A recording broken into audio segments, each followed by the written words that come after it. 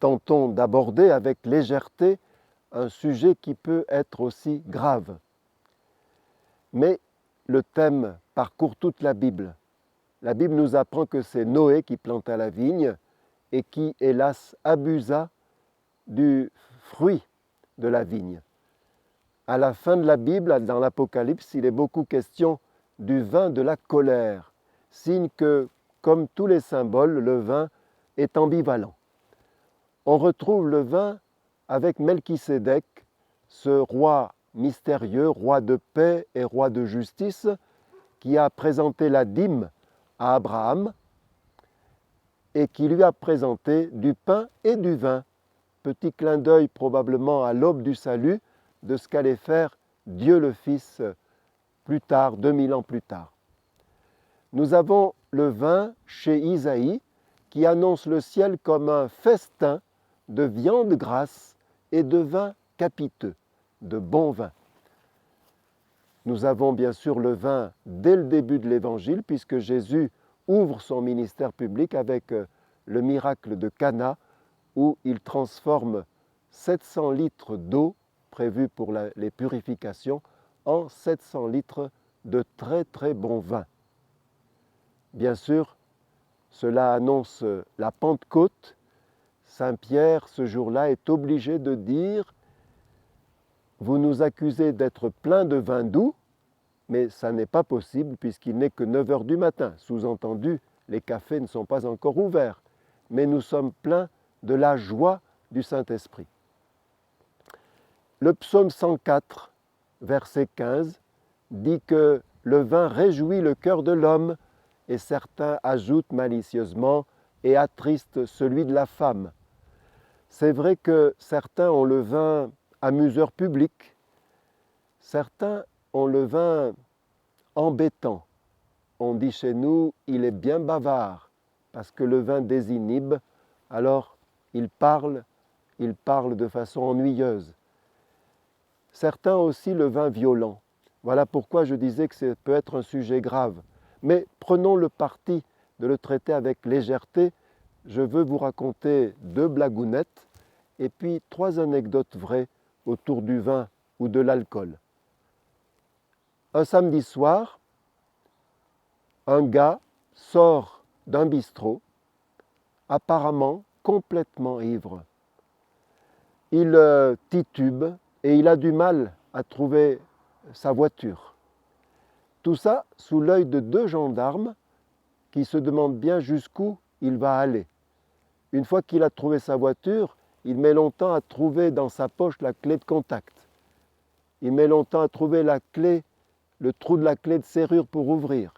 Puis il s'affale dans le siège, il baisse la vitre de la portière, il sort encore les 2 bras pour chanter. Puis il met longtemps à trouver le trou de la clé de contact. Et à ce moment-là, les gendarmes s'avancent vers lui en lui disant « S'il vous plaît, monsieur, veuillez souffler dans le ballon. » Il souffle, vraiment, et l'éthylotest marque 0. « Oh, dit le gendarme à son collègue, ton truc ne doit pas marcher, passe-moi un autre. » Il souffle une 2e fois dans un 2e ballon et l'éthylotest indique encore une fois 0. Là, ils lui disent « Pouvez-vous nous certifier que vous n'avez pas bu une goutte d'alcool ?» Et il répond « Oui, parce que ce soir, c'était à moi de faire semblant pour que les copains puissent partir tranquilles. » Je ne sais pas si on a le droit de tromper ainsi la maréchaussée. 2e petite histoire qui s'est passée en Angleterre. La reine Élisabeth avait organisé une grande garden party et il y avait plus de 1000 personnes, dont des Français.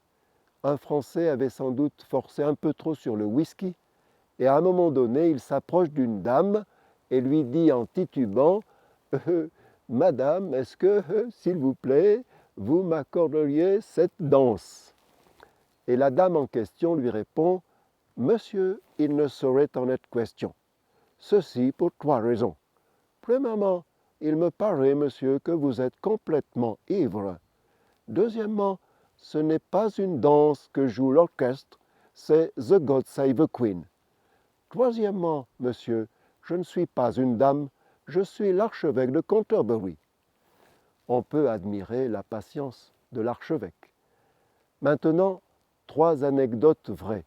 La première a été racontée par le cardinal Albert de Courtrai, qui a terminé archevêque de Lyon. Or, avant d'être archevêque de Lyon, il a été archevêque de Dijon. Quand il arrive, le vicaire général en place lui dit « Monseigneur, connaissez-vous quelque chose au vin ?» Et il avoue que non, ce n'est pas sa tasse de thé, si je puis dire. Alors il lui dit « J'ai eu une grande honte avec votre prédécesseur qui, quand on lui a servi le nectar du nectar de Dijon, a trouvé simplement à dire « Il n'est pas mauvais ce petit vin ».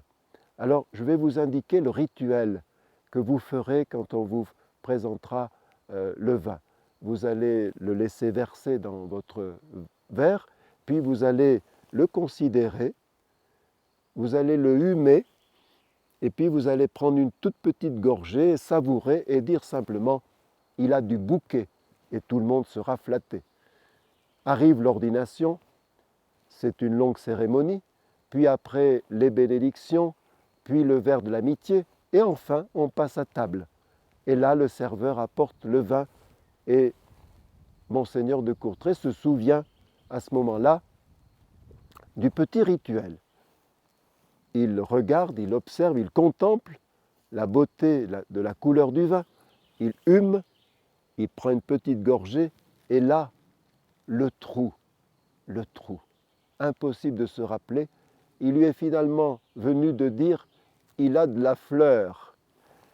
Je me souviens quand chez mon grand-père, le tonneau avait de la fleur, c'est signe qu'on arrivait à la fin du tonneau et que c'était la lie. Je me rappelle ma grand-mère qui filtrait avec un filtre à café, du coton, pour essayer de profiter le vin jusqu'au bout, mais ça n'était pas le meilleur.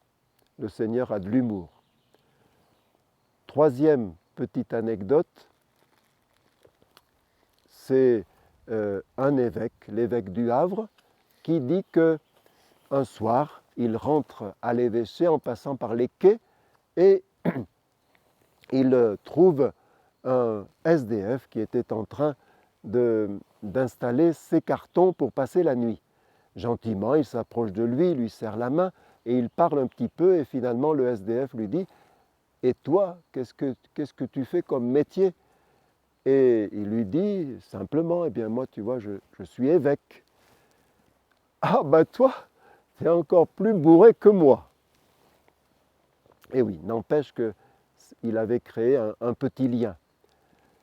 J'ai dit troisième anecdote vraie, je crois que j'étais à la deuxième, alors je vous dis quand même la troisième. C'est une sœur irlandaise qui avait été responsable de sa congrégation, qui avait été supérieure, qui était en fin de vie. Et vous savez, le problème pour les soignants des personnes en fin de vie, c'est de les nourrir jusqu'au bout, parce que mourir de faim, c'est épouvantable. Cependant, aucune nourriture ne passait. Et puis, une sœur a l'idée de mettre dans un verre de lait un petit peu de whisky. Et à leur grande joie, tout le verre descend bien. Et la sœur ajoute, cette vache ne la vendait jamais. J'ai voulu raconter quelques histoires un peu souriantes pour rappeler que Jésus veut que nous soyons dans la joie et que le vin, que l'on doit prendre avec modération, nous permet de l'être. Mais surtout, Jésus l'a choisi pour dire tout son amour divin.